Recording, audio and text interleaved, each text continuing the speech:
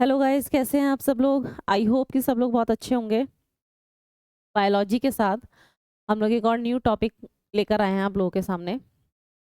देखिए, अभी तक हम लोग क्या पढ़ते आ रहे हैं। अभी तक हम लोग पूरा बायोलॉजी पढ़ते आ रहे हैं, है ना। हमने क्या पढ़ा? बायोलॉजी पढ़ा।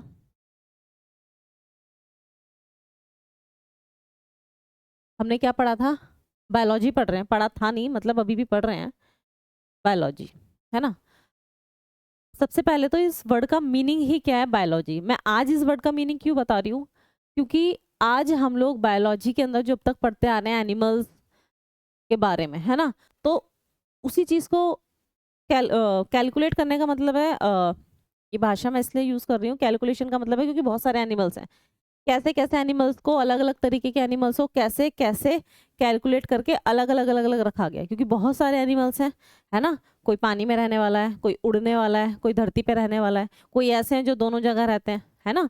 और उनमें भी बहुत अलग अलग तरीके के एनिमल्स। तो इतनी सारी चीज़ों को, इतने लिविंग ऑर्गेनिजम्स हैं, और ये तो सिर्फ मैं एनिमल्स की बात कर रही हूँ, प्लांट्स भी हैं इसके अंदर। जितने भी लिविंग ऑर्गेनिजम्स हैं, किस तरीके से उनको अरेंज किया गया है, कैसे हम लोग, सपोज मुझे एक एनिमल के बारे में जानना है ना, तो उस एनिमल के बारे में मुझे कैसे पता चलेगा, कहाँ पता चलेगा? आज तो गूगल पे पता चल जाएगा। लेकिन इतने सारे एनिमल्स में सिर्फ एक एनिमल के बारे में पता लगाना इतना डिफिकल्ट है। उसको आसान बनाने के लिए कुछ साइंटिस्ट थे जिन्होंने इसके ऊपर कुछ काम किया और हमारी ये प्रॉब्लम को आसान कर दिया। वही उसी से रिलेटेड हम लोग बात कर रहे हैं, इसलिए मैं आज बायोलॉजी का मतलब बता रही हूँ कि बायोलॉजी क्या है। मैंने पहले भी बताया होगा, बायो का मतलब होता है लिविंग ऑर्गेनिजम्स,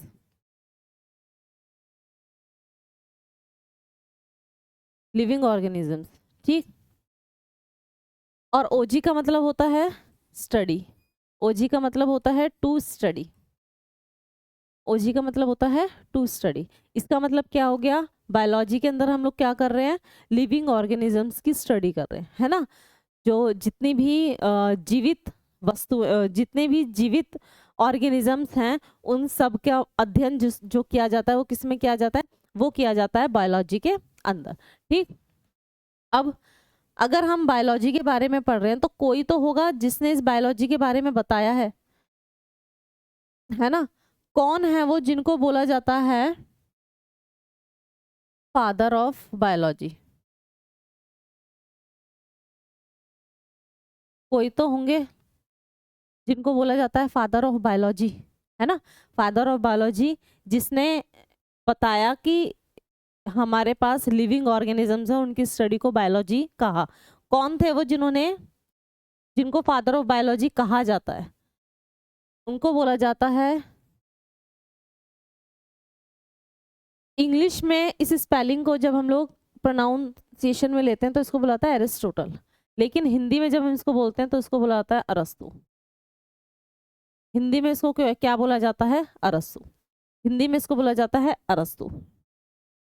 अब देखो, मैंने बोला कि बायोलॉजी क्या हो गया?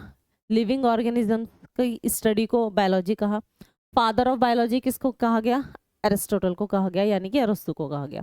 अब ये जो बायोलॉजी है, ये जो टर्म है बायोलॉजी, है ना, ये जो टर्म है बायोलॉजी, इसको दो पार्ट्स में डिवाइड किया गया। बायोलॉजी को दो पार्ट्स में डिवाइड किया। आपका भी जो बायोलॉजी जो हम पढ़ रहे हैं इसको दो पार्ट्स में डिवाइड करके हम लोग पढ़ेंगे, है ना।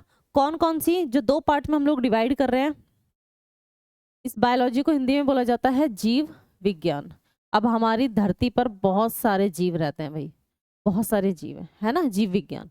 अब बायोलॉजी को दो पार्ट में, एक है आपका जूलॉजी वाला जिसको बोला जाता है जंतु विज्ञान। ये बायो का मतलब जीव, जीव का मतलब लिविंग ऑर्गेनिजम्स है, यहाँ पर याद रखिएगा। यहाँ पर जीव का मतलब लिविंग ऑर्गेनिजम्स, ऑर्गेनिजम्स, ठीक है। जितने भी लिविंग ऑर्गेनिजम्स हैं उनको बोला जाता है, यहाँ पर जीव विज्ञान के अंदर लिखा गया है। यहाँ पर है जूलॉजी जिसको बोला गया है जंतु विज्ञान, और दूसरा होता है बोटनी जिसको बोला जाता है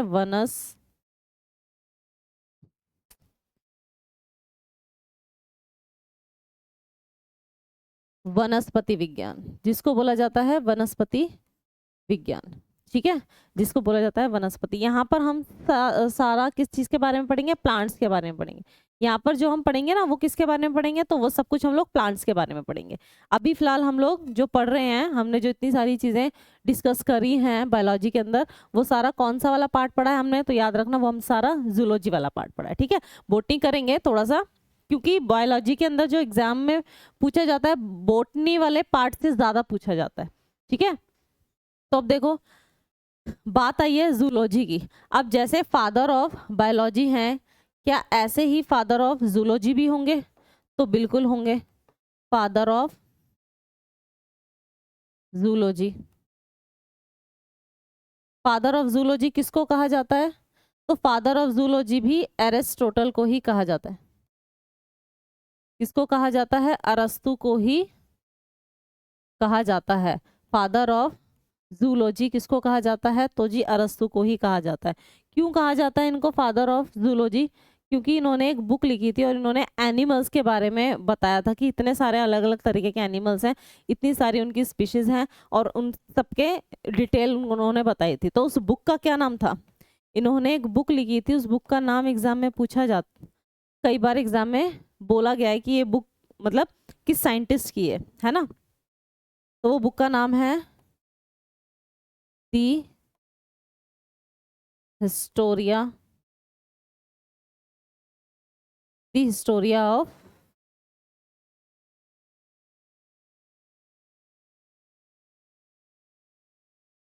एनिमेलियम। अरे यार,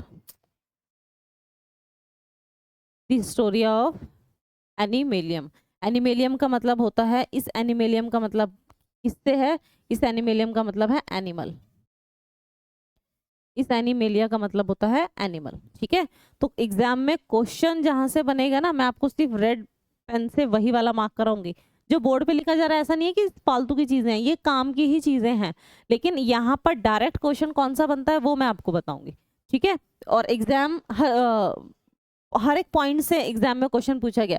फादर ऑफ जूलॉजी से एग्जाम में क्वेश्चन पूछा गया। फादर ऑफ बोटनी तो पहले पूछा जाता था, इतना इजी एग्जाम में क्वेश्चन नहीं पूछा जाता, क्वेश्चन बहुत डेप्थ पूछा जाता है। फादर ऑफ जूलॉजी हो गया, इनकी बुक से एग्जाम में क्वेश्चन पूछा गया है, ठीक है। ऐसे ही जब हम लोग जूलॉजी के बारे में बात कर रहे हैं तो भाई ऐसे ही हम लोग बोटनी के बारे में भी पढ़ेंगे, है ना। फादर ऑफ बोटनी,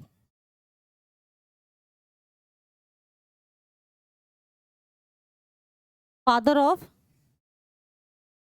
बोटनी क्या होते हैं, है ना। फादर ऑफ बोटनी क्या होते हैं? बोटनी यानी कि जिसने प्लांट के बारे में हमें बताया, बोटनी यानी कि जिसने प्लांट्स के बारे में बताया, या जिनने प्लांट्स ज्यादातर प्लांट्स के बारे में डिटेल्स हम लोगों को बताई। फादर ऑफ बोटनी किसको कहा जाता है? तो याद रखना थियोफ्रेस्टिस, उनको बोला जाता है थियोफ्रेस्टिस।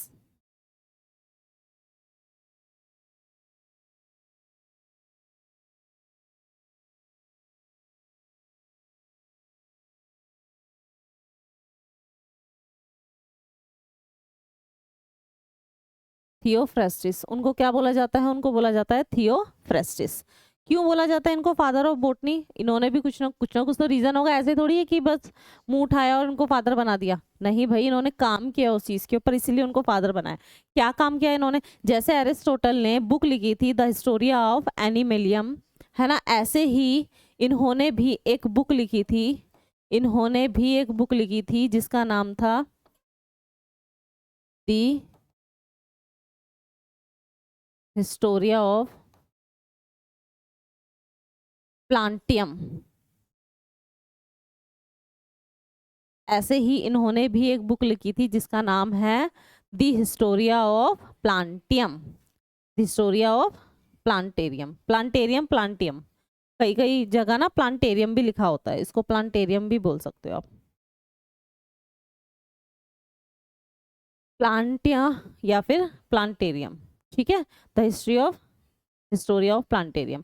तो इन्होंने बुक लिखी, इन्होंने भी बहुत सारे अलग अलग तरीके के जीवों के बारे में इस बुक के अंदर लिखा, इन्होंने भी अलग अलग तरीके के प्लांट्स के बारे में पूरी डिटेल बताई, ठीक है। और ये पहले थे, इसीलिए इन्होंने, इनको क्या बोला गया? फादर ऑफ बोटनी और फादर ऑफ जूलॉजी। और उन्होंने कौन सी बुक लिखी? फादर ऑफ बॉटनी किसको कहा जाता है? थियोफ्रेस्टिस, थियोफ्रेस्टिस। और कौन सी बुक लिखी थी? द हिस्टोरिया ऑफ प्लांटेरिया या प्लांटेरियम, ठीक है, हिस्टोरिया ऑफ प्लांटेरियम। क्लियर है? अभी तक कुछ नहीं है इसमें, सिर्फ बेसिक वाले क्वेश्चन है जो हाँ father of botany, father of zoology, father of biology, है ना, ये जो टर्म्स है साइंस की, सिर्फ बेसिक क्वेश्चन है अभी तक जो है। देखो कौन है? अरिस्टोटल, ये है अरिस्टोटल, ये है अरिस्टोटल, ठीक है। ये क्या है? ग्रीक फिलोसोफर है, ये क्या है? ग्रीक फिलोसोफर हैं। और इन्हीं को क्या कहा जाता है? Father of biology. और इसके साथ ही क्या कहा जाता है इनको? इनको कहा जाता है फादर ऑफ जूलॉजी भी इनको कहा जाता है। फादर ऑफ जूलॉजी भी इनको कहा जाता है। ये है बुक जो इन्होंने लिखी थी, द हिस्टोरिया ऑफ, ये है बुक जो इन्होंने लिखी थी, the Historia of Animalium, the story of Animalium, ठीक है। ऐसे ही थियोफ्रेस्टिस है, ऐसे ही थियोफ्रेस्टिस है, इनको क्या बोला था? फादर ऑफ बॉटनी बोला जाता है। ये भी क्या है? ग्रीक फिलोसोफर हैं, थियोफ्रेस्टस या थियोफ्रेस्टिस इनको कहा जाता है। इनकी बुक का क्या नाम था? इनकी बुक का नाम था the Historia of Plantarum, Historia of Plantarum. Clear है? ये थी बायोलॉजी के बारे में जो हमने पढ़ा है अभी, ठीक है। अब हम बात करते हैं, क्या जी हमें बस यही पढ़ना है और कुछ नहीं पढ़ना है? क्यों नहीं पढ़ना है भाई? और भी बहुत सारी चीजें पढ़ती हैं। बायोलॉजी के अंदर दो टर्म्स हमने पढ़ी, जूलॉजी और बॉटनी, ठीक है। अब हम बात करते हैं जूलॉजी के अंदर क्या पढ़ते हैं हम लोग? बॉटनी पढ़ते हैं, है ना। क्या कह रही हूँ मैं? जूलॉजी के अंदर हम लोग बॉटनी से अलग जो एनिमल्स होते हैं वो पढ़ते हैं। जूलॉजी के अंदर हम लोग क्या पढ़ते हैं? बॉटनी नहीं पढ़ते हैं, बॉटनी से अलग जो जूलॉजी एनिमल वाला पार्ट है वो पढ़ते हैं। प्लांट वाला पार्ट सारा अलग होता है, ठीक है। यहाँ पर सारे एनिमल्स के बारे में हम लोग बात करते हैं। अब जब मैं बार बार एनिमल्स की बात कर रही हूँ, अब ये एनिमल्स तो भाई बहुत सारे हैं, एनिमल्स क्या हैं? बहुत ही सारे हैं, ठीक है। अब कोई मुझे बोले कि मतलब मुझे किसी से मिलने जाना और मैं किसी का एड्रेस पूछूं, है ना, इतनी पूरी दुनिया में अगर कोई मुझे बोले कि भाई मुझे किसी से मिलने जाना है और आपके पास एड्रेस नहीं है, बस उनका नाम है, मुझे सिर्फ एक नाम दे दिया जाए और मुझे बोला जाए कि आपको इनसे मिलना है, मैं कहाँ जाऊंगी? मुझे थोड़ी पता है कहाँ है, कौन है, कहाँ नहीं रहते हैं, क्या है क्या नहीं, है ना। मैं इनके पास तक कैसे पहुंचूंगी? जो भी जिसका भी ये नाम है, मैं इनके पास तक कैसे पहुंच पाऊंगी? मैं इनके पास तक तभी पहुंच पाऊंगी जब मुझे पता चलेगा कि ये कहाँ रहते हैं, है ना, कौन सी कंट्री में रहते हैं, क्योंकि पूरी दुनिया में तो बहुत सारी कंट्रीज हैं। उस कंट्री के अंदर कोई सिटी है स्पेसिफिक, सिटी के अंदर भी कोई बहुत सारे जिला होते हैं, डिस्ट्रिक्ट होते हैं, वो, है ना। डिस्ट्रिक्ट के अंदर भी छोटे छोटे एरिया, मोहल्ला हो गए उनका नाम। और मोहल्ले में भी एक जने को ढूंढना बड़ा मुश्किल है, प्रॉपर एड्रेस एक, है ना। तो देखो इस इंसान को ढूंढने के लिए सबसे पहले कंट्री का पता होगा, कंट्री के बाद कौन सी स्टेट होगी ये पता होगा, ठीक है। इस तरीके से स्टेट के साथ वहाँ का डिस्ट्रिक्ट, स्टेट या सिटी जो भी है वो पता होगा। डिस्ट्रिक्ट के बाद वहाँ का जो भी एरिया है ना, जो भी उसका एरिया है, एरिया के बाद जो भी उसकी गली लगती है वो, तब जाकर मैं इस इंसान के पास पहुँच पाऊंगी, वरना मैं नहीं पहुँच पाऊंगी। यही सेम रिलेशन जो हम पढ़ने वाले हैं उसके अंदर मैं बनाने की कोशिश कर रही हूँ। क्या चीज़?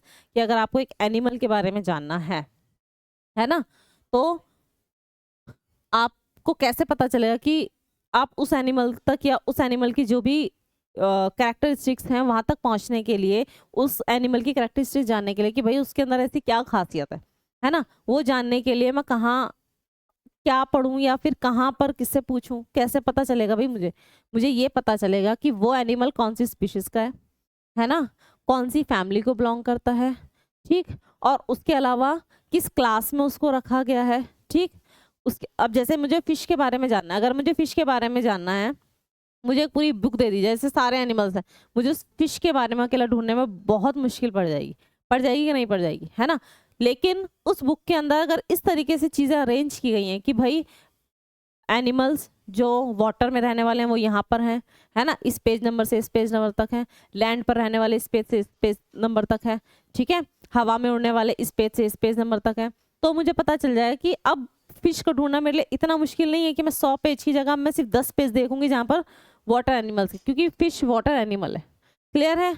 अब वाटर एनिमल के अंदर भी अलग अलग अलग तरीके की फिश होती हैं, उनके बारे में उनका और छोटा छोटा बना रखा होगा कि भाई इसको यहाँ पर इस तरीके की फिश को यहाँ पर, इस तरीके की फिश को यहाँ पर दिखा हुआ है ना, तो मैं वहां पर इजीली पहचान सकती हूँ। सेम यही ऐसी ही एक चीज हम अपने आसपास का एक एग्जांपल लेते हैं। हम अगर अपने घर में सारी चीजें फैलाकर रखें और आपको एक इम्पॉर्टेंट बुक ढूंढनी हो तो आपको वो बुक मिलेगी नहीं किसी भी कीमत पर, हाँ या ना। बड़ी मुश्किल हो जाएगी कि भाई एक ज़रूरी बुक पढ़नी है, मुझे बुक ढूंढनी है और वो बुक आपको मिलेगी नहीं, सामान फैला हुआ है, कहाँ ढूंढोगे, टेबल पर ढूंढोगे, बेड पे सामान फैला हुआ है, अलमीरा के अंदर कोई सामान नहीं है, जो अलमीरा में होना चाहिए सारा बाहर है, टेबल पर है, नीचे है, हर जगह फैला हुआ। लेकिन अगर आप उस चीज़ को अरेंज करके रखो, है ना, स्टडी टेबल पर आप स्टडी टेबल से रखो, स्टडी टेबल पर आप सारी अपनी बुक्स रखो, ठीक है ना, रिवाइज करने वाली अलग है, हिस्ट्री की बुक्स अलग हैं, ऐसे ही जैसे लाइब्रेरी के अंदर अरेंज कर दी जाती हैं, वो किसी ना किसी सीक्वेंस में अरेंज की जाती है ताकि दिक्कत ना हो। यही सेम चीज़ हम लोग एनिमल्स के बारे में पढ़ने वाले हैं, यही सेम चीज़ हम किसके बारे में पढ़ने वाले हैं, एनिमल्स के बारे में पढ़ने वाले हैं। देखो जब हम लोग एनिमल्स के बारे में पढ़ते हैं, है ना, जैसे यहाँ पर मैंने अभी लिखा सिटी वगैरह लिख दिया और भी बहुत सारी चीज़ें मैंने लिख दी, एनिमल्स के बारे में हम लोग क्या पढ़ेंगे और कैसे पढ़ेंगे। तो देखो एनिमल्स का जो सीक्वेंस है, एनिमल्स का जो सीक्वेंस है जो हमें पढ़ना है वो क्या है, किंगडम, हिंदी में इसको बोला जाता है जगत, ठीक है। जैसे मैंने बोला बहुत पूरी दुनिया है, पूरी दुनिया एनिमल्स की पूरी दुनिया किंगडम हो गई, ठीक है। उससे नीचे क्या आया, फाइलम, उसके नीचे क्या आया, फाइलम, ठीक है, जिसको बोला गया संघ। ये इससे एक छोटी यूनिट है, फाइलम से जस्ट नीचे इससे और एक छोटी यूनिट में डिवाइड कर दिया गया, यानी कि इनको पहले किंगडम, किंगडम को और पार्ट्स में डिवाइड करके बहुत सारे फाइलम बना दिया गया, फाइलम के अंदर बहुत सारी क्लास बना दी गई, फाइलम के अंदर बहुत सारी क्या बना दी गई, क्लासेस बना दी गई। क्लासेस को क्या बोला जाता है, वर्ग बोला जाता है, ठीक है, उसको बहुत सारे वर्ग में डिवाइड कर दिया गया। क्लास के बाद और छोटा रहा तो ऑर्डर में डिवाइड कर दिया गया, ठीक है, उसको क्रम में और छोटा बना दिया गया। क्रम के बाद या इसको गण भी बोलते हैं, इसको गण भी बोलते हैं। ऑर्डर के बाद फैमिली, कि वो कौन सी फैमिली से है ना, फैमिली यानी कि परिवार, कौन सी फैमिली से बिलोंग करता है या कौन से परिवार से है, कुल से है ना, कौन से कुल से है या कौन से परिवार से है। फैमिली के बाद है ना, फैमिली के अंदर भी और छोटे पार्ट में डिवाइड करेंगे तो उसके बाद आएगा जीनस, जीनस जिसको बोला जाता है वंश, ठीक। और जीनस के बाद जो सबसे छोटी है उसको बोला जाता है स्पीशीज, प्रजाति।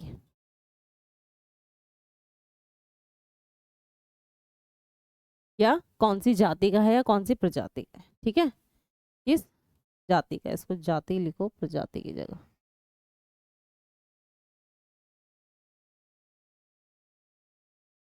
ठीक है।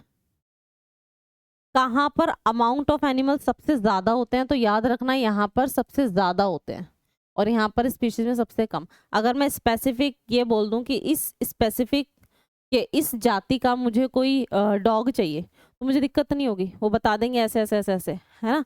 और अगर मैं बोलूँ किसी फैमिली का कि उस फैमिली से रिलेट होना चाहिए, जैसे पैंथर, पैंथर एक फैमिली हो गया, है ना, पैंथर फैमिली से क्या होते हैं, कैट हो गया, टाइगर हो गया, बहुत सारे एनिमल्स हैं जो पैंथर फैमिली के अंदर आते हैं, हाँ या ना। लेकिन अगर आप स्पेसिफिक प्रॉपर बताओगे कि मुझे ये ही चाहिए तो उसमें दिक्कत नहीं होगी, वो फिक्स है, वो एक ही है ना, जाति एक ही है, उससे ज्यादा नहीं होगी। जाति हमेशा, जाति पर लास्ट जो होता है ना वो सिर्फ सिंगल होती है, याद रखना, ठीक है। तो आपसे एग्जाम में क्वेश्चन क्या पूछा जा सकता है, एग्जाम में आपसे क्वेश्चन ये पूछा जा सकता है कि कहाँ पर नंबर्स ऑफ एनिमल्स का अमाउंट ज्यादा होता है, किंगडम्स में, क्लास में, ऑर्डर में, फैमिली में। तो याद रखना किंगडम्स में ज्यादा होता है, किंगडम्स ऑप्शन में ना हो तो फाइलम। जितना नीचे होता रहेगा ना, जितना नीचे आते रहेंगे उतना कम होता चला जाएगा नंबर ऑफ प्लांट्स। किंगडम के अंदर तो देखो सारे ही आते हैं, प्लांट्स भी है ना और एनिमल्स भी। किंगडम से नीचे आ जाएगा फाइलम। अब यहाँ पर अगर मैं बात कर दूं, किंगडम से ऊपर आ गया लिविंग, लिविंग में सारे आते हैं प्लांट और एनिमल। यहाँ पर मैं फिक्स कर दूं एनिमल किंगडम, हम लोग पढ़ रहे हैं एनिमल किंगडम के बारे में, ठीक। तो किंगडम से नीचे फाइलम, फाइलम से नीचे क्लास, ऑर्डर, फैमिली, जीनस और स्पीशीज। ये ऑर्डर स्पेशली ध्यान रखिएगा क्योंकि इस ऑर्डर से एग्जाम में क्वेश्चन पूछा जा चुका है और आगे भी पूछा जा सकता है डेफिनेटली, ठीक है। क्लियर है? देखो ये किंगडम, ये है हमारा किंगडम जो हम पढ़ रहे हैं बार बार। इसमें देखो कितने एनिमल्स हैं, जेली फिश है ना, बर्ड है, फिश है, ब्लू व्हेल जिसको बोला जाता है, बियर है, फॉक्स है, ठीक है, और वॉल्स हैं, बहुत सारे एनिमल्स हैं, है ना। एलिफेंट, मैं चाहूँ तो एलिफेंट भी ऐड कर दूं इसके अंदर। जितने भी अलग अलग तरीके के एनिमल्स हैं, चाहे वो उड़ने वाला हो, पानी में रहने वाला हो, लैंड पे रहने वाला हो, सारे के सारे हैं इसके अंदर, हाँ या ना। लेकिन जब इस किंगडम को फाइलम में डिवाइड किया, ठीक है, तो कितने हो गए, कम हो गए, कितने हो गए, कम हो गए। क्यों? क्योंकि जो फाइलम के अंदर नहीं आते उनको हटा दिया, है ना।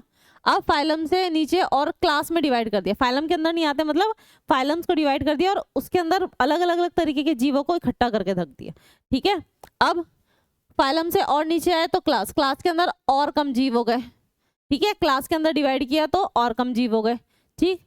उसके बाद इनको ऑर्डर में डिवाइड करेंगे तो और कम हो गए। ऐसे ही जब तक स्पीशीज पर पहुंचते हैं, जब स्पीशीज पर पहुंचते हैं तो क्या हो जाता है, वो सबसे लोअर लेवल यही है, सबसे लोअर लेवल यही है, सबसे लोअर लेवल है। और इनके अंदर क्लोज रिलेशंस होते हैं। क्लोज रिलेशंस का क्या मतलब होता है, क्लोज रिलेशन का मतलब है स्पीशीज के अंदर, क्योंकि वॉल, अब जैसे यहाँ पे लास्ट में वॉल्फ आया है ना, अब वॉल्फ का सभी वॉल्फ के साथ क्लोज रिलेशन होगा, या फिर वॉल्फ का फॉक्स के साथ रिलेशन क्लोज होगा कि उसी की जाति के लोगों से ज्यादा होगा। जाति के लोगों का आपस में, जो सेम जाति के लोग हैं उन्हीं से तो ज्यादा क्लोज रिलेशन होगा, हाँ या ना, है ना। अब इस वॉल्फ का बियर के साथ रिलेशन स्ट्रांग होगा, नहीं होगा, वॉल्स के साथ ही होगा। और वॉल्स के भी जो इसके जीन्स हैं उससे थोड़ा सा और कम हो जाएगा। ऐसे करते करते करते करते जो यहाँ पर एनिमल्स हैं, वॉल्स का फिश के साथ क्या रिलेशन होगा, बर्ड्स के साथ क्या होगा, लॉन्ग रिलेशन। लॉन्ग का मतलब है कोई नहीं, बस इतना ज्यादा वो एक दूसरे को समझेंगे ही नहीं ऑब्वियसली, जब बिल्कुल ही जीव अलग अलग है ना। तो एग्जाम में क्वेश्चन पूछा जा सकता है कि क्लोज रिलेशनशिप जो होते हैं इनमें से कौन से वर्ग में होते हैं। 4 ऑप्शन दे दिया जाएगा, जो नीचे वाला होगा जितना वो उतना क्लोज रिलेशन वाला होगा, उतना लॉन्ग रिलेशन वाला होगा, यानी कि डिस्टेंस रिलेशन वाला होगा जो जितना ज्यादा ऊपर की तरफ जाएगा, जितना हायर लेवल होगा। क्लियर है? इस तरीके से याद आपको समझना है और कुछ भी नहीं है। स्पीशीज अगर आप ऑर्डर याद कर लोगे ना तो ज्यादा आसान होगा, याद रखना, अगर आप ऑर्डर याद कर लोगे तो ज्यादा आसान होगा आपके लिए इस चीज को पढ़ना, ठीक। अब देखो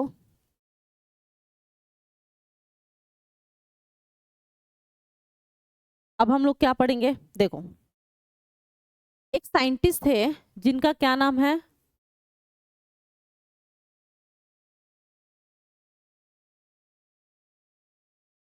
कैरोलस या कार्ल्स लीनियस।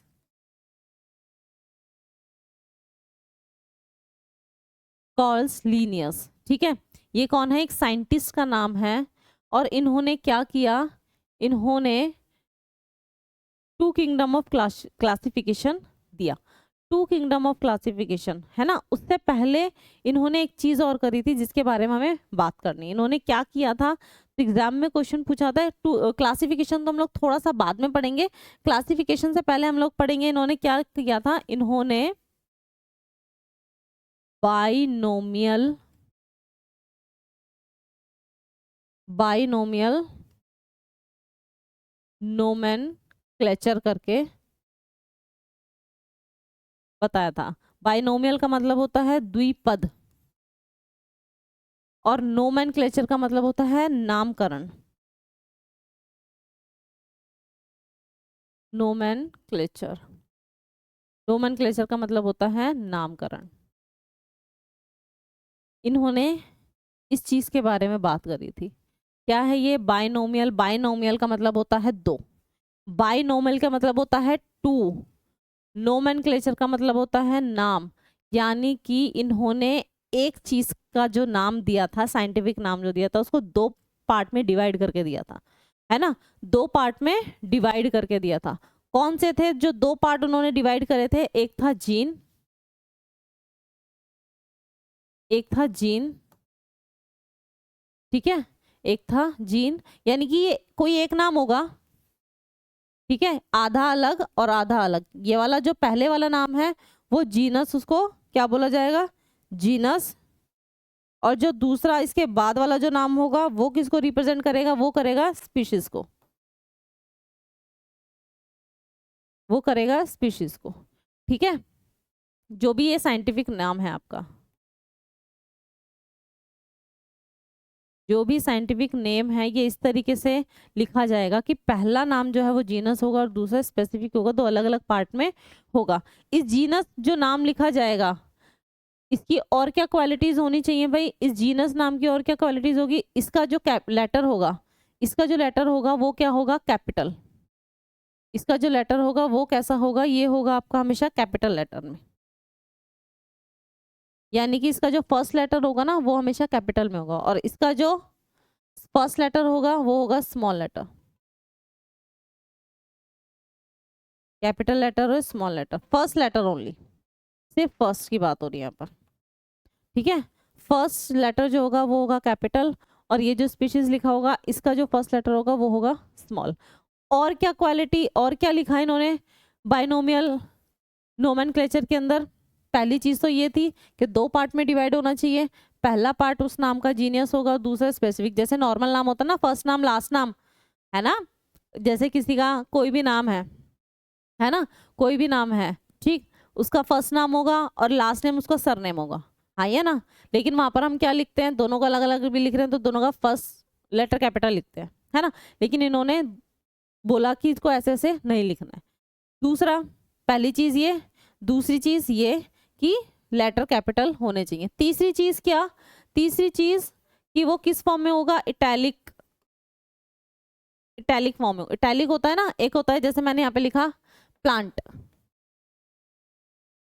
ठीक, और अगर मैं इस प्लांट को इस तरीके से लिखूं, थोड़ा सा टर्न करके, टर्न करने का मतलब है थोड़ा सा टेढ़ा करके लिखना। इटैलिक फॉर्म होती है ना कंप्यूटर के अंदर, जब हम बोल्ड होता है, अंडरलाइन होता है, इटैलिक होता है, इटैलिक से वर्ड थोड़ा सा स्टाइल में और थोड़ा सा टेढ़ा होके बनता है, हाँ वही फॉर्म है। इन्होंने कहा था कि इसको कैसे लिखा जाए? इटैलिक फॉर्म में लिखा जाए, ठीक है। किस फॉर्म में लिखा जाए? इटैलिक फॉर्म में लिखा जाए। ये तीन चीजें इन्होंने बताई थी। उसके बाद एक चौथी चीज क्या थी? जब ये नाम पूरा कंप्लीट हो जाए, है ना, जब ये नाम पूरा कंप्लीट हो जाए तो इसमें एक सिंगल लाइन ना हो, कोई भी नाम हो उसको हम एक सिंगल लाइन से नहीं लिख सकते, ठीक है। एक सिंगल लाइन से हम लोग नहीं लिख सकते। हम लोग क्या करेंगे? उसको तोड़ तोड़ के आधा आधा लिखेंगे। उसको क्या करेंगे? तोड़ तोड़ के आधा आधा लिखेंगे। जैसे मैं कोई नाम लिखती हूँ, जैसे मैंने कोई भी नाम लिखा, मैंने नाम लिखा यहाँ पर चित्रा शर्मा,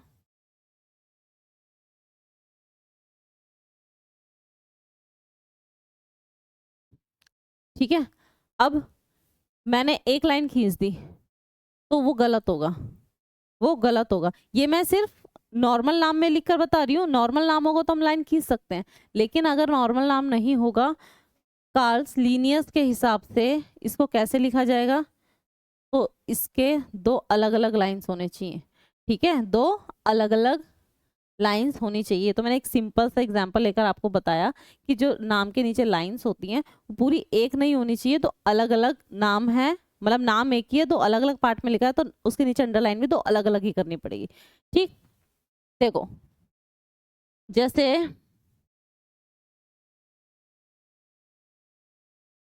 ये है, जैसे ये है बाइनोमियल नोमेनक्लेचर, द्विनाम द्विपद नामकरण। एक कॉमन नाम है क्या? टाइगर, एक कॉमन नाम है क्या, टाइगर, ठीक है, नॉर्मली हम इसको टाइगर बोलते हैं, लेकिन इसका साइंटिफिक नाम क्या है, पैंथरा टाइग्रिस। इसका साइंटिफिक नाम क्या है, पैंथरा टाइग्रिस। ये जो पैंथरा है, ये जो पैंथरा है ये क्या है, जीन्स है, और जो टाइग्रिस है ये क्या है, स्पीशीज है।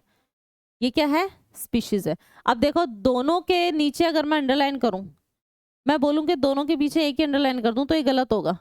मुझे क्या करना है, दोनों के नीचे अलग अलग अंडरलाइन करना है। अब ये किस फॉर्म में लिखा हुआ है, देखो साइंटिफिक नेम जो लिखा हुआ है ये अलग करेक्टर्स का मतलब है अलग डिजाइन में लिखा हुआ है, सिंपल स्ट्रेट्स, सिंपल टाइपिंग जो होती है। लेकिन जो पैंथरा टाइग्रस है ये किस में लिखा हुआ है, तो ये टैलिक फॉर्म में लिखा हुआ है, थोड़ा सा टेढ़ा करके लिखा हुआ है, क्लियरली पता चल रहा है ना। इसका फर्स्ट लेटर कैपिटल है और इसका फर्स्ट लेटर स्मॉल है। ये चीज किसने बताई थी, तो यही चीज बताई थी कार्ल लीनियस ने।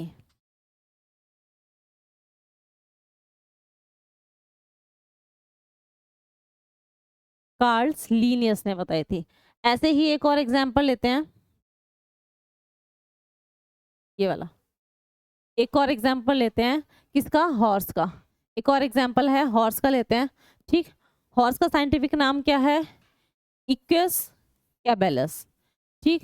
इसका फर्स्ट लेटर कैपिटल है, इसका स्मॉल है, दोनों के नीचे अलग अलग अंडरलाइन है, ये जीनियस है और ये जीन्स है, और ये जीनियस नहीं जीन्स है, और ये स्पेसिफिक है। सेम ऐसे ही एप्पल, एप्पल का साइंटिफिक नाम क्या होता है, Malus domestica, Malus domestica. Malus genus है और ये स्पीशीज है। मेलस का एम कैपिटल है, डोमेस्टिका का डी स्मॉल है, और दोनों के नीचे अलग अलग अंडरलाइन है, एक नहीं है ये लाइन, बीच में टूटी हुई है, अलग अलग अंडरलाइन है, ठीक है, अलग अलग अंडरलाइन है। तो इसी के बारे में अभी हमने बात करी, जो काफी सारी हमने अभी बात करी है वो इसी के बारे में बात करी है ना। लीनियस का सिस्टम ऑफ साइंटिफिक नेम देने का सिस्टम क्या था इनका, तो बाइनोमियल नोमेनक्लेचर रूल्स थे, इनके रूल्स को बोला गया है बाइनोमियल नोमेनक्लेचर, जिसके अंदर क्या था, इन्होंने एग्जाम्पल के लिए एक साइंटिफिक नाम लिया, first letter of first word क्या होगा, जीन्स होगा, इज ऑलवेज कैपिटलाइज्ड, यानी कि बड़े अक्षरों में लिखा जाना चाहिए, फर्स्ट लेटर सिर्फ, ठीक। First letter of second word is species is not capitalised, इसका जो फर्स्ट लेटर है वो कैपिटलाइज्ड नहीं होना चाहिए। उसके अलावा both word are italicised, italicise का मतलब होता है डिजाइन में वो इटैलिक फॉर्म में लिखा होना चाहिए, ठीक है। और बोथ वर्ड्स आर अंडरलाइन, दोनों के दोनों वर्ड्स अंडरलाइन होने चाहिए, लेकिन अंडरलाइन भी एक लाइन नहीं होनी चाहिए, दोनों की अलग अलग लाइन होनी चाहिए। क्लियर है, यही हमने अभी तक पढ़ा है, ठीक है। यहाँ से एग्जाम में क्वेश्चन पूछे जाते हैं, इसमें वो बाइनोमियल नोमेनक्लेचर में आपको ये 3-4 जो कैरेक्टरिस्टिक्स है इसमें से एक कैरेक्टरिस्टिक दे देगा और पूछेगा कि किसके रूल्स के अंदर आता है ना। तो कार्ल्स लीनियस जो थे उन्होंने रूल्स दिए थे, कौन से रूल्स हैं ये, तो ये हैं बाइनोमियल नोमेनक्लेचर वाले रूल्स। क्लियर है, अब चलते हैं थोड़ा सा और आगे, ठीक, अब चलते हैं थोड़ा सा और आगे, क्या आगे, तो देखो अब हम लोग बात करने जा रहे हैं किसकी, एनिमल किंगडम।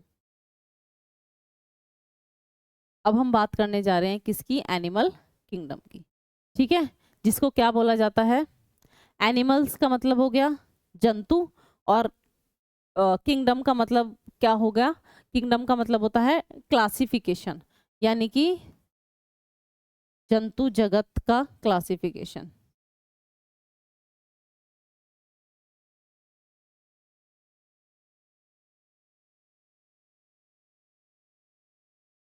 जंतु जगत का वर्गीकरण, जितने भी एनिमल्स हैं सबको दो पार्ट्स में डिवाइड करना, मतलब दो पार्ट में नहीं, और भी बहुत सारे पार्ट्स हैं, उनको डिवाइड करना, ठीक है।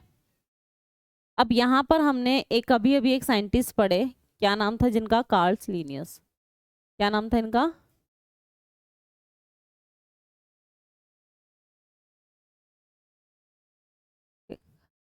Carl's Linnaeus. इन्होंने क्या किया, इन्होंने जितने भी लिविंग ऑर्गेनिजम्स थे, जितनी भी लिविंग चीजें थी, है ना, जितनी भी लिविंग थी, इनको दो पार्ट में डिवाइड कर दिया था। किसमें? प्लांट और एनिमल में, प्लांट्स में और एनिमल में। इन्होंने जितने भी लिविंग्स थे सबको दो पार्ट में डिवाइड कर दिया, प्लांट्स और एनिमल। यानी कि इसको बना दिया प्लांट किंगडम और इसको बना दिया एनिमल किंगडम। ठीक है, उससे पहले बात करेंगे कि इन्होंने भी एक बुक लिखी थी जो बुक एग्जाम में पूछी जाती है। ठीक है, इन्होंने भी एक बुक लिखी थी जो एग्जाम में पूछी जाती है। उस बुक का नाम था सिस्टेमा नेचुरी। सिस्टेमा नेचुरी।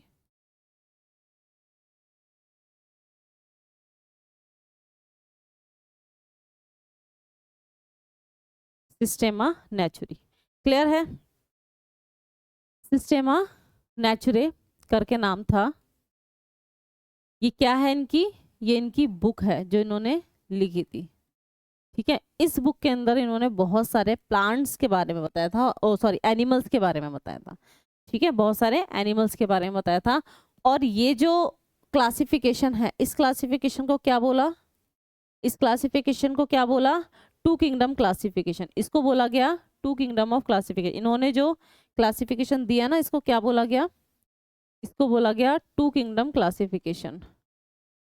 टू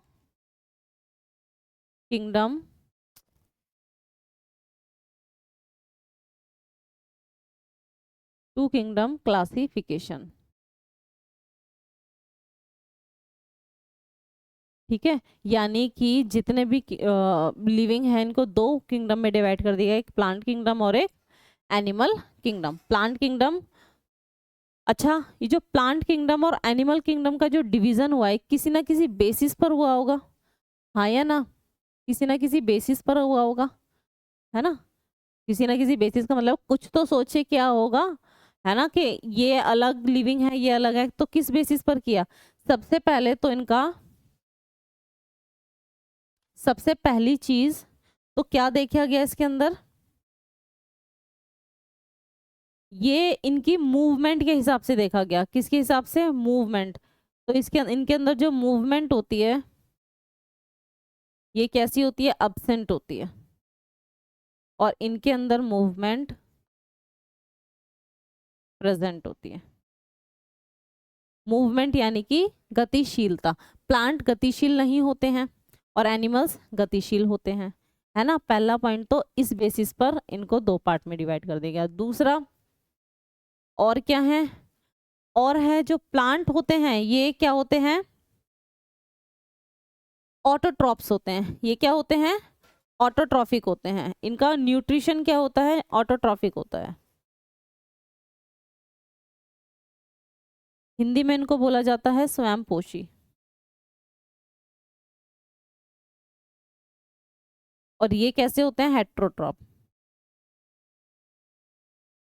हेट्रोट्रॉफिक यानी कि परपोषी, जो अपने खाने के लिए हमेशा दूसरों पर निर्भर रहते हैं, अपना खाना खुद नहीं बनाते हैं, जो एनिमल्स होते हैं। याद रखिएगा, प्लांट अपना खाना खुद बनाते हैं फोटोसिंथेसिस प्रोसेस के थ्रू, लेकिन जो एनिमल्स होते हैं वो अपना खाना खुद नहीं बनाते हैं। अब आप बोलोगे जी एनिमल्स के अंदर ह्यूमंस आते हैं, तो याद रखना ह्यूमंस भी एनिमल्स के अंदर ही आते हैं, है ना? ह्यूमंस भी किस में आते हैं? एनिमल्स के अंदर आते हैं। लेकिन जी हम तो अपना खाना खुद बना लेते हैं, है ना? ह्यूमंस अपना खाना खुद बनाते हैं।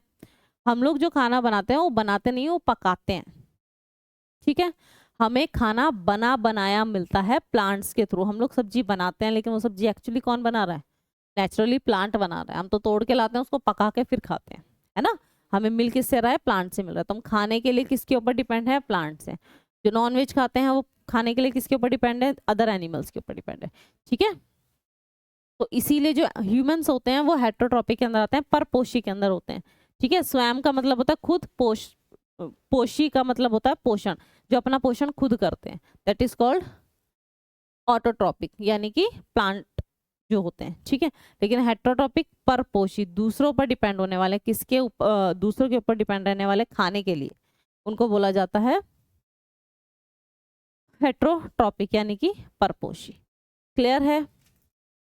ठीक है, अभी इतना हुआ। ठीक है, दूसरा एक और चीज है, अगर ये प्लांट है तो इसके अंदर सेल वॉल जो होती है, जो सेल वॉल है ये क्या होगी, ये प्रेजेंट होगी।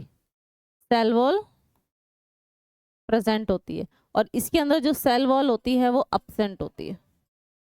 मैंने आपको सेल में पढ़ाया था कि प्लांट के अंदर सेल वॉल पाई जाती है और एनिमल्स के अंदर सेल वॉल नहीं पाई जाती है। एनिमल के अंदर सेल मेम्ब्रेन पाई जाती है, जो प्लांट में भी पाई जाती है। प्लांट के अंदर 2 लेयर्स होती हैं, सेल वॉल और सेल मेम्ब्रेन। एनिमल्स के अंदर सिंगल होती है, वो होती है सिर्फ सेल मेम्ब्रेन। मैंने आपको सेल वाले टॉपिक में कराया भी था, है ना। इस बेसिस पर इन्होंने क्या किया, प्लांट और एनिमल 2 पार्ट्स में डिवाइड कर दिया, 2 अलग अलग किंगडम बना दिए। तो इसलिए इसको क्या बोला गया, 2 किंगडम क्लासिफिकेशन। ठीक है, द्विजगत वर्गीकरण, इसको हिंदी में बोलेंगे द्विजगत वर्गीकरण। द्विजगत वर्गीकरण, इसको क्या बोलेंगे, द्विजगत वर्गीकरण। क्लियर है? अब एक और साइंटिस्ट आए, एक साइंटिस्ट और आए। सिर्फ ऐसा ही थोड़ी है कि इतना ही काम चला और बात खत्म हो गई, नहीं, एक और साइंटिस्ट आए। ठीक, जिनका नाम क्या था, एक और साइंटिस्ट आए, ये पहले साइंटिस्ट थे। ठीक है, अब इसके बाद एक और साइंटिस्ट आए, दूसरे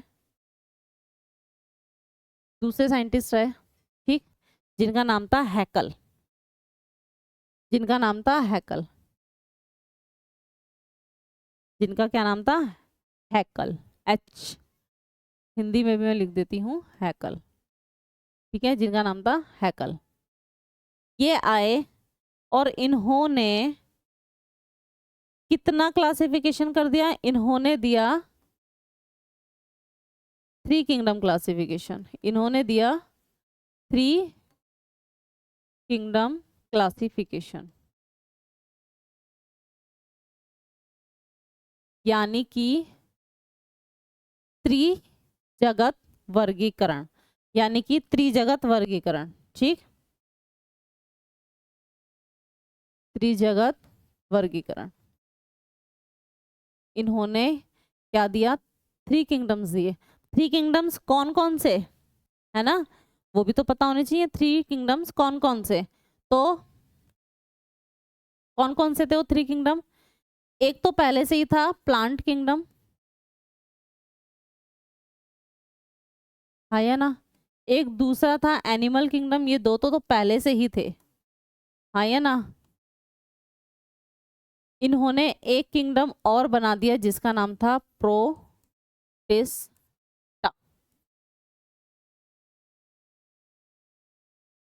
इन्होंने एक किंगडम और बना दिया प्रोटिस्टा। ठीक, एक और किंगडम बना दिया, क्या बना दिया, प्रोटिस्टा। ठीक, क्लियर है? हैकल साइंटिस्ट थे, नाम के साइंटिस्ट थे, उन्होंने बोला अभी तो प्लांट और एनिमल के अलावा एक और किंगडम बना दिया उन्होंने, प्रोटिस्टा। और प्रोटिस्टा को किस बेसिस पर, कि भाई ये यूनिसेल्यूलर है। ये कैसे हैं, ये यूनिसेल्यूलर हैं, यानी कि एक कोशिकीय हैं। इनके अंदर कैसे जीव होते हैं, तो एक कोशिकीय होते हैं। ये दोनों बहुकोशिकीय हैं, है ना। लेकिन जो प्रोटिस्टा एक और आ गया, एक और पार्ट, कि भाई ये यूनिसेल्यूलर है, ये तो एक सेल्यूलर, मतलब एक ही सेल से बने हुए, एक सिंगल सेल से बने हुए क्या है, एनिमल्स इसके अंदर आ जाएंगे। क्या नाम है उनका, हैकल नाम है, याद रखिएगा। प्रोटिस्टा को ऐड किसने किया था, हैकल ने किया था। ठीक है, अब एक और साइंटिस्ट आया हमारे सामने। ठीक, तीसरे साइंटिस्ट का नाम क्या है, एक और साइंटिस्ट आया हम लोगों के सामने जिनका नाम है कॉपलैंड, जिनका नाम है कॉपलैंड। इन्होंने क्या किया, इन्होंने जितने भी किंगडम थे उसको 4 पार्ट में डिवाइड कर दिए, तो 4 किंगडम क्लासिफिकेशन इन्होंने दिया। अब कौन से थे वो 4 पार्ट्स, तो वो हमें देखना है। अब ऐसे लिख लेते हैं, प्लांट किंगडम तो पहले से ही था, एनिमल किंगडम भी पहले से ही था, तीसरा भी बन गया था प्रोटिस्टा, जो किसने बना दिया था, प्रोटिस्टा, हैकल ने। अब ये और आए कोपलैंड, इन्होंने एक और दे दिया जिसका नाम था मोनेरा, इन्होंने एक और दे दिया जिसका नाम क्या था, मोनेरा, मोनेरा। ये है प्रोटिस्टा, ठीक, ये है जंतु और ये है पादप, ठीक।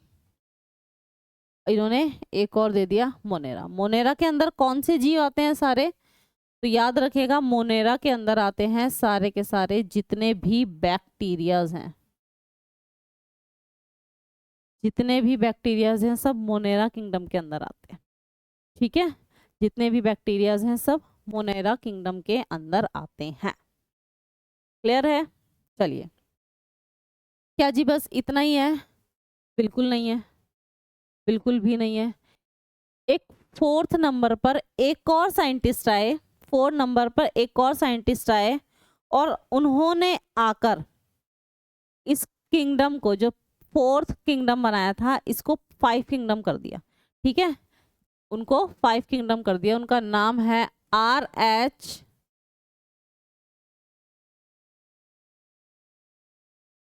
R.H. Whittaker, R.H. एक सेकेंड,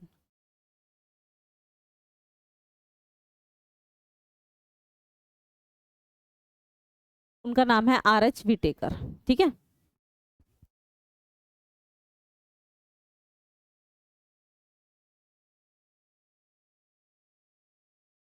R.H. व्हिटेकर,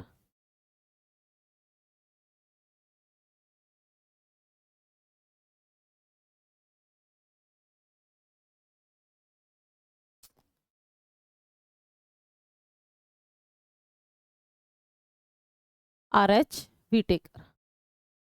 इन्होंने 5 पार्ट में डिवाइड किया, यानी कि हमें क्या दिया, 5 किंगडम क्लासिफिकेशन,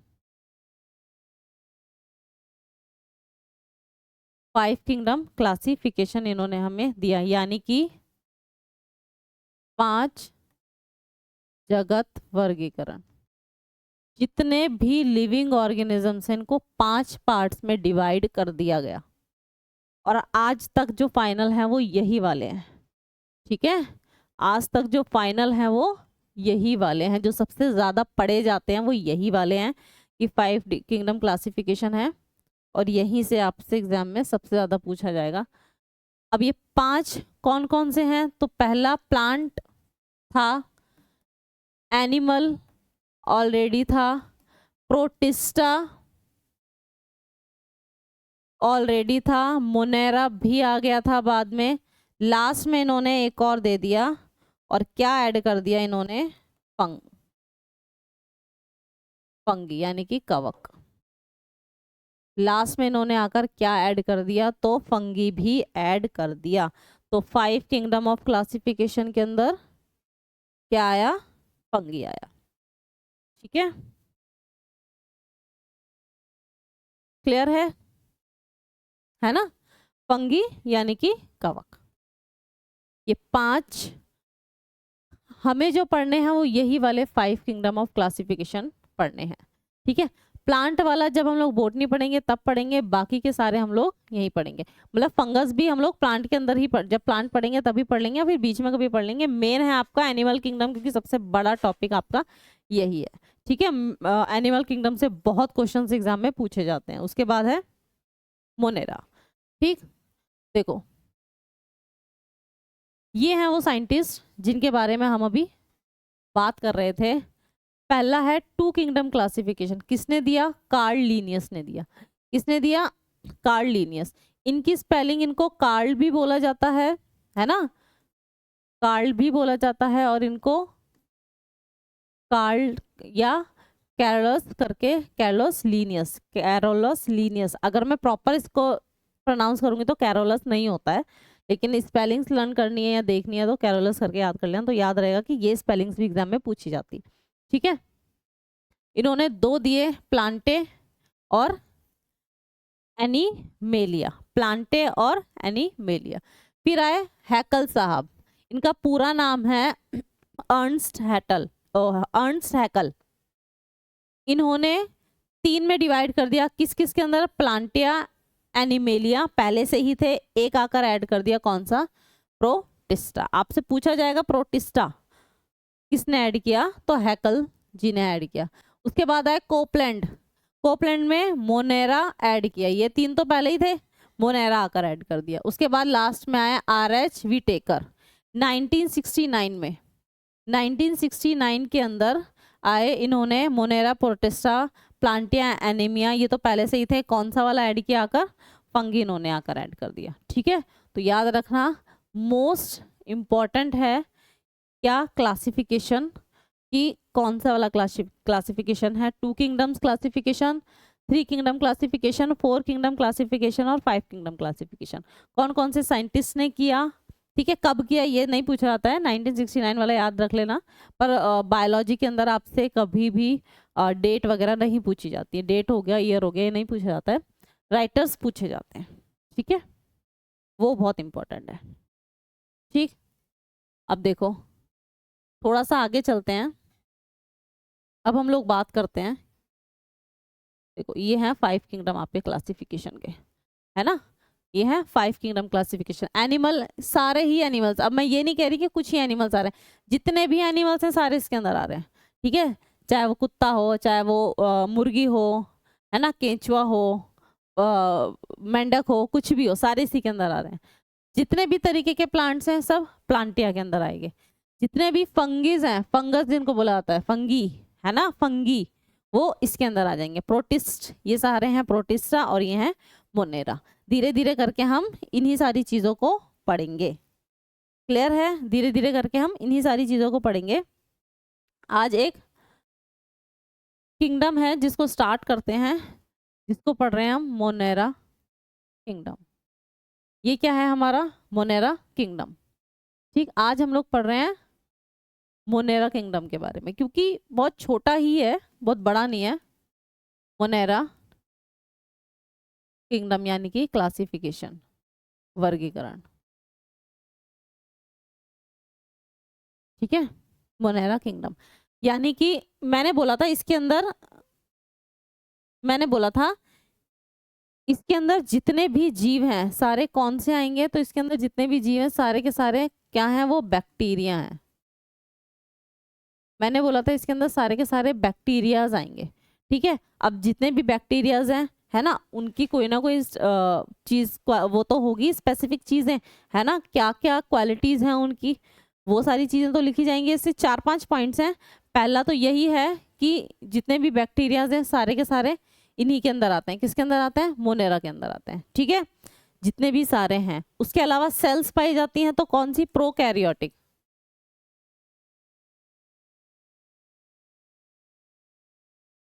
प्रो प्रोकैरियोटिक कोशिका इसमें पाई जाती है।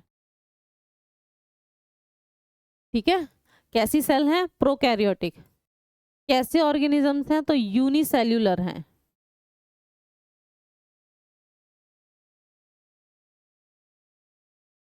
यूनिसेल्यूलर यानी कि एक कोशिकीय। कैसे जीव हैं, तो एक कोशिकीय जीव है। ठीक है, कितने पॉइंट्स हो गए, 3 पॉइंट्स हो गए। जितने भी बैक्टीरियाज हैं वो सब इसके अंदर आते हैं। प्रोकैरियोटिक सेल्स होती हैं, प्रोकैरियोटिक सेल से मिलके बने हैं। और यूनिसेल्यूलर सेल्स भी अगर हैं तो कौन सी हैं, यूनिसेल्यूलर और प्रोकैरियोटिक है। ठीक, उसके अलावा स्टडी ऑफ बैक्टीरिया क्या कहलाता है,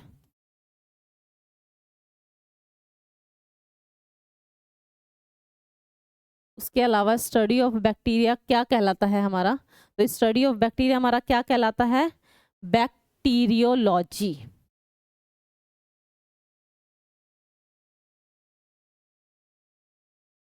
बैक्टीरियोलॉजी, अलग नाम नहीं है, नाम से ही पता चल रहा है बैक्टीरियोलॉजी यानी कि जीवाणु विज्ञान, बैक्टीरिया का अध्ययन करना, जीवाणु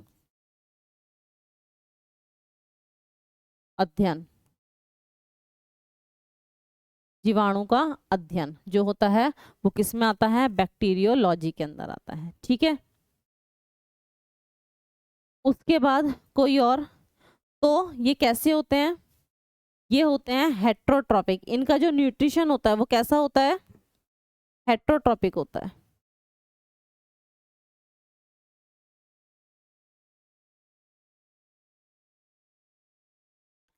परपोषी होते हैं। कैसे होते हैं, परपोषी होते हैं। सारे तो नहीं मैं कहूंगी कि सारे के सारे ही परपोषी होते हैं, इसमें कुछ ऐसे होते हैं जो परपोषी नहीं होते, स्वयंपोषी भी होते हैं। लेकिन आपको एग्जाम के अंदर कैसे पढ़ना है, एग्जाम के अंदर आपको परपोषी पढ़ना है। एक सेकेंड रुक जाइए।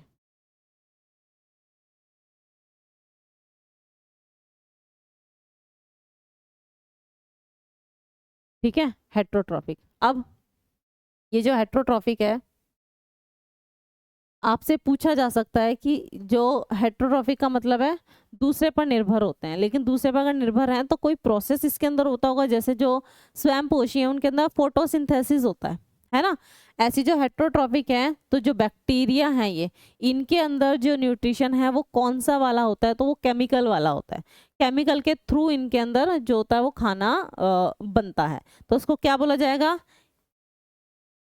कीमोसिंथेसिस,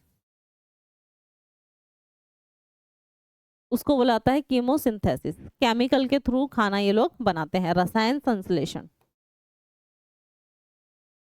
रसायन संश्लेषण क्या है ये, रसायन संश्लेषण। क्लियर है, रसायन संश्लेषण। ठीक, अब थोड़ा सा आगे चलते हैं। और क्या होता है भाई इसके अंदर, सेल वॉल प्रेजेंट होती है इनके अंदर, इनके अंदर जो होती है ना वो सेल वॉल प्रेजेंट होती है। जो बैक्टीरिया हैं इनके अंदर याद रखना सेल वॉल जो होती है वो प्रेजेंट होती है। ठीक है, और ये जो सेल वॉल प्रेजेंट हो रही है तो ये किस चीज की बनी होती है, इसका एग्जाम में क्वेश्चन पूछा जा सकता है कि जो मोनेरा किंगडम है, इनकी जो सेल वॉल है वो किस चीज की बनी हुई होती है। सेल वॉल सिर्फ प्लांट्स में ही नहीं होती है ना, किस में होती है, मोनेरा जो बैक्टीरिया होते हैं इनमें भी होती है सेल वॉल। ठीक, मोनेरा किंगडम जो होते हैं।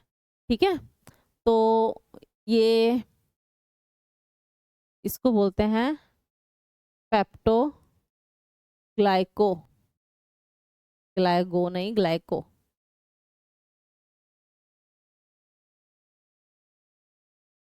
इसको बोला जाता है पेप्टोग्लाइको या फिर पेप्टिडो ग्लाइको या फिर पेप्टिडो ग्लाइको या फिर पेप्टिडो ग्लाइको। ठीक है, पेप्टिडो ग्लाइको। साथ में और क्या होता है, म्यूरिन करके होता है, एक एक चीज और होती है, इसको म्यूरिन बुलाता है। इन दोनों को मिलाकर एक सेल वॉल बनी होती है जिसके अंदर प्रेजेंट होते हैं, किनके अंदर, बैक्टीरिया के अंदर। मोनेरा किंगडम के अंदर जो बैक्टीरियाज होते हैं वो इन्हीं में होते हैं। ठीक है, अब और क्या चीज है, तो ये जो मोनेरा किंगडम होते हैं ना, इनको शेप के बेसिस पर, इनको शेप्स के बेसिस पर डिवाइड किया गया है। कुछ जो होते हैं वो रोड शेप के होते हैं, ठीक है, ये वाला जो शेप होता है ये रोड शेप होता है। कुछ होते हैं स्पाइरल शेप, यानी कि ऐसे ऐसे ऐसे करके। स्पाइरल शेप क्या होती है भाई, स्पाइरल शेप होती है इस तरीके की, जो ऐसे टेढ़ा मेढ़ा सा होता है ना, इसको बोला जाता है स्पाइरल शेप। ठीक है, एक होता है सर्कुलर, यानी कि ऐसे गोल गोल सी जो होती है। ठीक, एक होता है कुछ इस तरीके से होता है, ऊपर से ऐसा होता है और नीचे से ऐसा निकला हुआ होता है, ऊपर से ऐसा होता है नीचे से ऐसा निकला हुआ होता है। ठीक है, अभी हम पढ़ते हैं कौन कौन से होते हैं, देखो।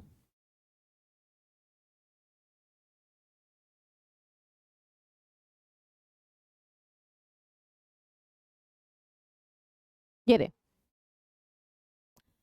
जितने भी बैक्टीरियाज हैं शेप के बेसिस पर कैसे कैसे इनको डिवाइड किया गया है देखो। पहला है स्फेरिक। स्फेरिक का मतलब होता है वही सर्कुलर, जो सर्कुलर शेप में होता है, इसको बुलाता है कॉकी। ये बात याद रखना, जो सर्कुलर होता है ना उसको बोला जाता है कॉकी, COCCI, कॉकी। ठीक है, जैसे ये स्ट्रेप्टोकोकस, न्यूमोनिया का जो होता है स्ट्रेप्टोकोकस। ठीक है, स्ट्रेप्टोकोकस प्योजीन्स। ये भी देखो, ये देखने में ऐसा लग रहा है इतना बड़ा है, लेकिन ये ऐसे गोल गोल गोल गोल छोटे छोटे ऐसे जुड़े हुए हैं इसके अंदर। ठीक है, इसके अंदर भी गोल गोल ही हैं, लेकिन ये बहुत सारे ऐसे जुड़े हुए हैं, तो इस तरीके से एक बड़ी सी शेप ऐसी बन रही है, लेकिन ये है एक एक बैक्टीरिया सर्कल शेप में है। सभी को क्या बोला जाएगा? स्ट्रेप्टोकोकस।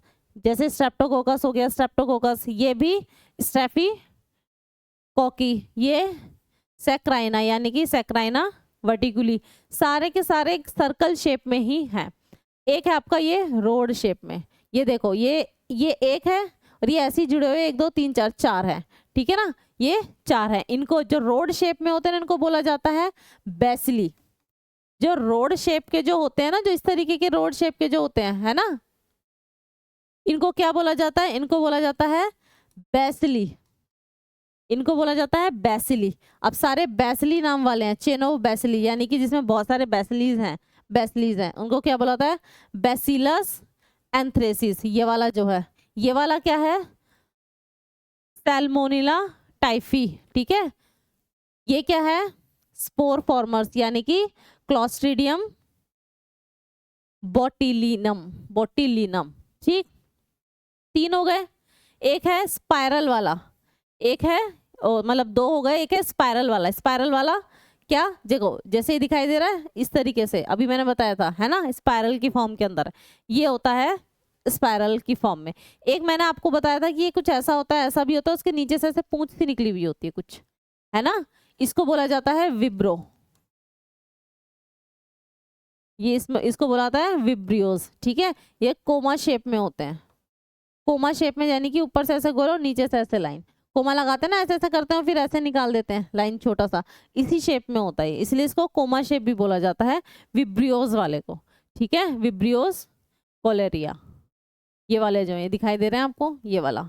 ठीक है, ये इसी शेप में होता है। तो ये सारे के सारे मोनेरा के अंदर ही आते हैं। तो जितने भी पॉइंट्स मैंने आपको मोनेरा के अंदर यहाँ पर पढ़ाए हैं, उनको ध्यान रखिएगा, कि कौन कौन से पॉइंट हैं। तो पहला बैक्टीरिया, दूसरा prokaryotic cell, unicellular study of bacteria क्या होता है, और हेटेरोट्रॉफिक होते हैं, कौन सा वाला प्रोसेस होता है, रसायन संश्लेषण होता है, कीमोसिंथेसिस होता है, सेल वॉल प्रेजेंट होती है, किस चीज़ की बनी होती है, ये शेप्स मैंने अभी आपको बताई दिए। क्लियर है? तो ये था आपका मोनेरा किंगडम। नेक्स्ट क्लास में हम लोग प्लांट किंगडम, प्लांट वाले पार्ट में पढ़ेंगे, लेकिन उससे पहले मोस्ट इंपॉर्टेंट है आपका एनिमल किंगडम।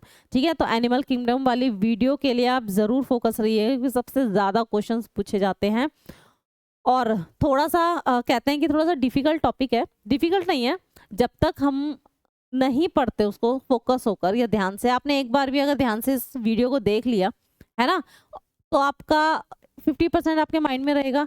आप इसी वीडियो को 2 से 3 बार भी देख लोगे ना, आपका पेपर के अंदर जो भी इससे रिलेटेड क्वेश्चन है वो 100% करेक्ट होगा ही होगा। आप उस क्वेश्चन को 100% अटेम्प्ट करेंगे और सही अटेम्प्ट करेंगे। ठीक है, हाँ। तो नेक्स्ट क्लास में हम लोग पढ़ेंगे एनिमल किंगडम। तो नेक्स्ट चीज़ के लिए ध्यान रखिएगा, animal kingdom most important topic है, बहुत क्वेश्चंस पूछे जाते हैं।